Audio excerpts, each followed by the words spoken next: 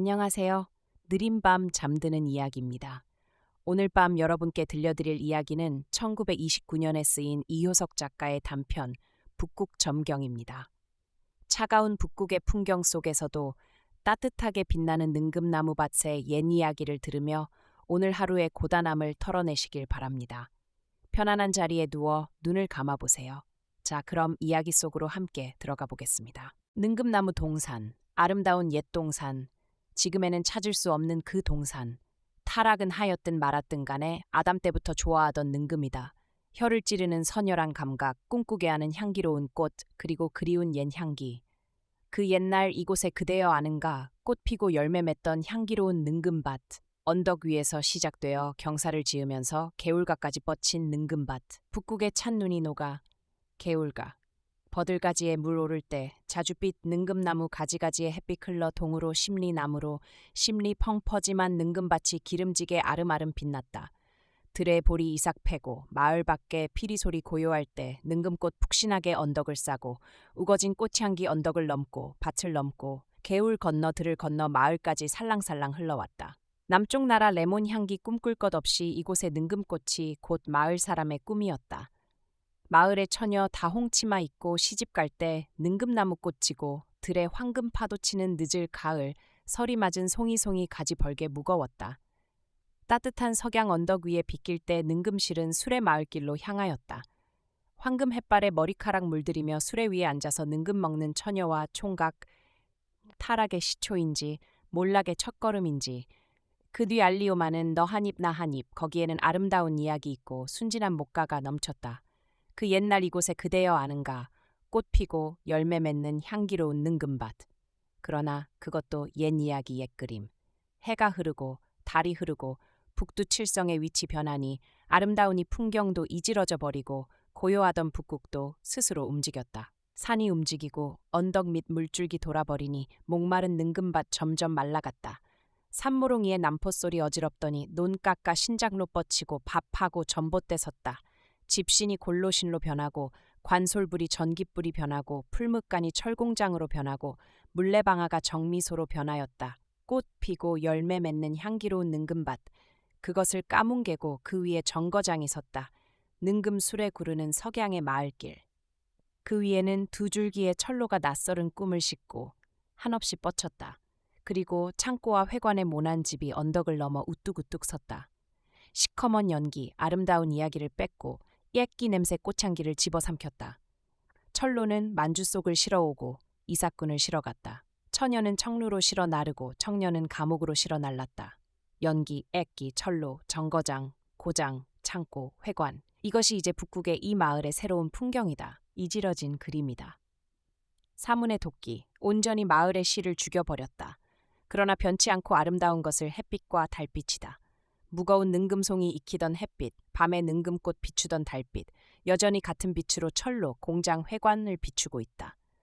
마우자 깊은 마을, 우거진 산, 솟은 바위, 더운 온천, 맑은 시내, 숲속에서 새어오는 비둘기 소리와 흐르는 맑은 시내, 시내를 따라 올라가 고요하고 으슥한 푸른 언덕 위에 우뚝 솟은 청쇠한 별장, 낙천지 같은 동산. 그것이 마우자 노서아인의 별장이다. 혁명이 폭발되자 도읍을 쫓겨나 멀리 동으로 달아온 100개 노인 양코스키 일족의 별장이다. 기차가 되고 세상이 변하니 사포와 사하벨만 보아도 겁내던 이 벽촌 지금에는 코 높고 빛 다른 마우자까지 들어오게 되었다. 옛적에 여진인이 들어왔던 옛 성터. 남은 이 마을에 이제 빛 다른 마우자 들어와 흰 옷 사이에 내 활개를 폈다. 팔과 목덜미를 드러내놓고 거리를 거니는 아라사 미인. 온천물에 철벅거리는 아라사 미인, 마을의 기관이다. 찬 나라의 언사를 녹이는 뜨거운 물, 그 속에 헤이는 미인의 무리, 안개 깊은 바다의 인어의 무리같이 깊숙이 물에 잠겼다가 샘전에 나와 느릿한 허리를 척척 누이는 풍류, 옛적 양귀비의 그것보다도 훨씬 정취가 깊을 것 같다. 창으로 새어드는 햇빛에 비쳐 기모르는 살빛, 젖가슴, 허리, 배, 두 다리 할 것 없이 백설같이 현란하다. 미끈미끈한 짐승의 무리, 하얀 짐승의 무리, 여름의 별장 푸른 잔디 위에 진홍빛, 초록빛 옷에 쌓여 흰 테이블을 둘러싸고 마시고 웃고 아이들 잔디밭 가를 뛰고 노는 광경, 경쾌한 자동차를 마을길로 몰아 거리로 해수욕장으로 드라이브하는 광경, 탐나는 정경이다. 마을의 양기로운 풍경이다. 나라를 쫓겨 가질 것도 못 가지고 삽시간에 도망해온 그들로서 오히려 이러하다. 산 깊은 이 벽촌에 와서도 그들의 호화는 오히려 다름없다. 부르조아는 어디를 가든지 간에 생활을 유니게 할 줄 알고 향락할 줄을 안다. 어떻든 온천에 마우자 탐나는 정경이요 아니꼬운 풍경이다. 시퐁깅 두 줄로 뻗친 철로 등날 싸늘한 촉감을 주고 단 위에 코스모스 간들바람에 회촌회촌 흔들리는 고요한 촌 정거장. 차 시간이 가까웠는지 앞마당에 소학생의 짓거리는 소리 요란히 나고 대합실 안에는 갱자 함지인 안간 두어 사람 장에서 산 동전을 절렁절렁 세었다. 벼랑간 플랫폼이 시끄러웠다. 나그네들 짓거리는 소리, 역부들 떠드는 소리가 요란히 들려왔다. 동안을 두고 터지는 웃음소리, 바람결같이 불어오고 그 속에 섞여 무엇인지 고함 높이 부르짖는 소리 들렸다. 하나씩 둘씩 모이는 사람, 개찰구박 플랫폼 위에 무엇을 둘러싸고 실랑이를 친다. 움직이는 숲으로 들여다보이는 것은 나발나발 남루한 늙은 여인네였다. 골로시는 외장만 끌고 포기포기 찢어진 치맛자락이 합수룩하게 끄스른 머리카락과 함께 바람에 펄렁펄렁 날렸다. 꽤 죄죄한 눈으로 이 사람 저 사람 돌려다보면서 여인네는 호소하는 듯이 외쳤다. 내 아들 어데를 갔소. 이 나그네들, 날래 내 아들 내놓소. 킥킥 웃음소리가 터져나오면서 여인네의 눈을 피하여 사람들은 수물거렸다. 여건들은 귀치 않은 듯이 그의 팔을 내끌었다. 날래 나가오. 새빨간 복색한 마우자들이 당신 아들 데리고 갑대. 그러나 여인네는 그 자리를 움직이려고도 아니하고 구슬피 외쳤다. 모질이 눈 오는 날 밤 고개 넘어 길 떠난 내 아들 어째 끝내 돌아오지 앵이오. 도장관하러 공부 간 내 아들 이 애미 혼자 두고 어데를 갔소. 차 떠날 때마다 차 들어올 때마다 정거장 플랫폼에 와서 구슬피 내 아들을 외치는 이 여인네. 그는 미친 여자라고 손가락질 받는 이 마을의 가녀슨 여인네이었다. 서울로 공부시키러 떠내놓은 외아들 7년이 되어도 8년이 되어도 도장관 따가지고 돌아오지는 않았다. 하늘의 별을 따러 갔어도 이미 돌아왔을 날에 도장관 따러 간 아들은 돌아오지 않았다. 그러나 불쌍한 외어머니를 배반하여 버릴 불효막심한 자식은 아닌지라 나날이 여위어가는 몸을 삽장문에 의지하여 마을 앞을 바라보면서 청기홍기 앞세우고 의기 있게 돌아올 아들의 금이 환향을 꿈꾸었다. 앞을 가리는 눈물을 찬란한 환영으로 억지로 씻어버렸던 것이다. 그러나 10년이 넘어 마을 앞에 철로가 깔려도 바라는 그림자 안 보이고 요란한 소문만 귀에 잦았다. 주의자가 되어 신문에 났느니 감옥에 갔느니 붉은 기든 마우자와 같이 아라사로 들어갔느니 뒤를 잇는 어지러운 소문에 그 어머니 까마귀만 짖어도 애태우고 달빛만 흐려도 속썩였다. 10년이 넘어 2해가 가고 3해가 가고 마침 10세에 되는 봄이었다. 마을에 개 짖고 나무에 갈까마귀 때 유심히 요란한 하루아침 눈물에 잠긴 이 오막살이 안에 조그만 소포 한 개를 채 전부가 가져왔다. 나무로 네모지게 싼 괴상한 통, 그것이 그의 아들일 줄야 어찌 알았으랴. 도장관을 꿈꾸게 하고 의문지망에 그를 늙게 한 그의 아들일 줄야. 바라고 바라던 그의 아들 조그만 나무통 속에 쪼그리고 앉아서 13해 만에 돌아왔다. 무명 보자기 집어내니 굵게 추림뼈 2억에 어머니 무릎 위에 앙크렇게 흩어졌다. 해외에 나가 싸우다가 객사한 그의 시체 동무가 뼈추려서 고국에 멀리 장사 지낸 것이었다. 웬일이냐 이게 하는 말도 입안의 생각뿐 너무나 큰 놀람에 어머니는 그 자리에 기절하여 버렸다. 그날이 새어서야 비로소 이 집에서는 통곡 소리 흘러나왔다. 그 후부터 어머니는 나날이 실성하여 갔다. 옛날에 뭘 정하던 그 어머니는 아니었다. 날이면 날, 밤이면 밤, 마을을 돌아다니며 처량히 울고 정거장을 헤매면서 내 아들을 외쳤다. 비 오는 날이나 눈 오는 밤이나 차 떠날 때마다 차 들어올 때마다 정거장 플랫폼 위에 내 아들 찾는 소리 구슬피 흘렀다. 내 아들 어뎀에 갔소.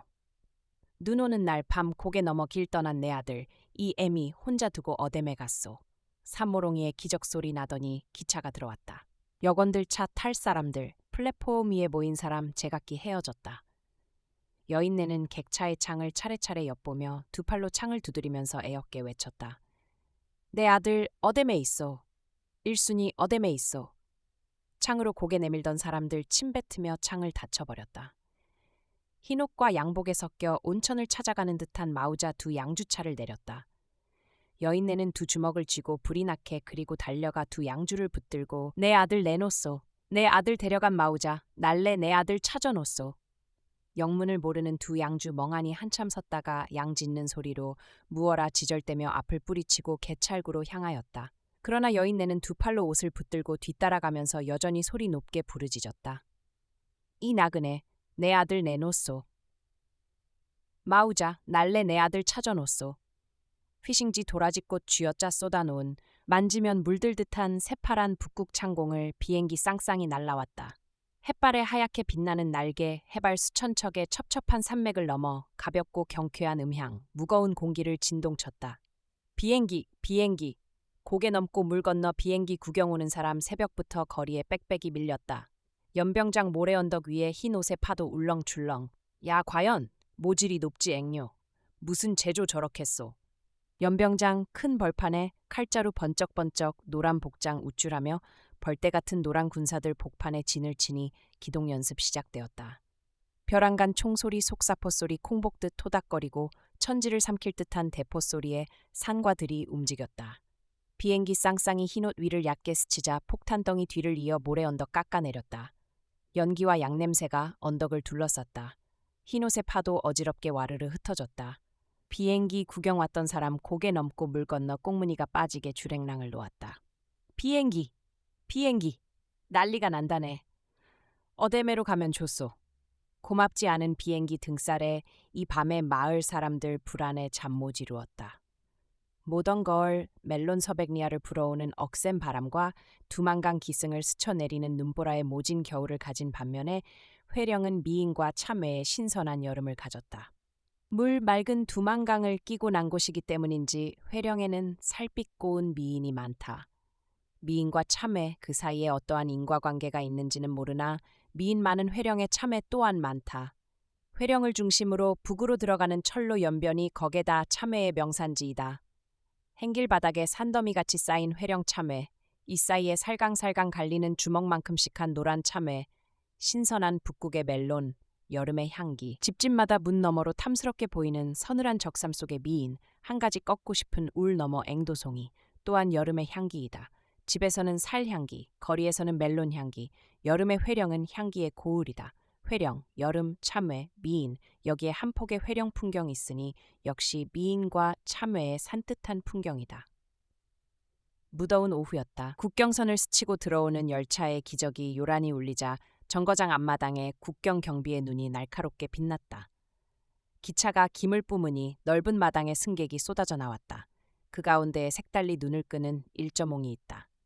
단발하고 양장한 현대적 미인, 한 의지의 표현인 반듯한 콧날, 자락 놓은 눈맵시, 꼭 담은 입, 범하기 어려운 엄숙한 얼굴, 평범치 않은 교양 있는 모던 거울이다. 그 위에 눈을 끄는 새빨간 우쩌고리, 단발 밑으로 가늘게 휘인 목덜미, 은초록색 스커트 밑으로 밋밋한 다리, 현대 미인의 제일 조건인 고운 다리, 향기 높은 회령 미인이다. 장꾀가 되든지 쿠리가 되든지 간에 어떻든 또 호복 입은 사나이나 그렇지 않으면 루바시카 입고 더벅머리한 청년이면 모조리 취조를 하거나 몸을 뒤지거나 그럴듯한 일이지만 또 아름다운 미인 교양 있는 모던 거울에게야 몸 뒤지고 취조할 아무 혐의도 없을 것이다. 그러나 그것이 전문가이라 평범한 우리로는 도저히 생각지 못할 만큼 날카로운 그들에게는 무슨 의미로 어떻게 비치었든지 간에 그들은 거룩한 이 모던 거울을 붙들었다.